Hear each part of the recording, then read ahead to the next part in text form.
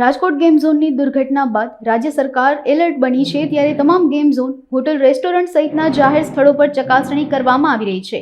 જેના અનુસંધાને જામનગર શહેરમાં પણ તમામ ગેમ ઝોન બંધ કરાવ્યા પછી હોટલ, રેસ્ટોરન્ટ, હોસ્પિટલ વગેરેમાં ચકાસણી કરવામાં આવી હતી.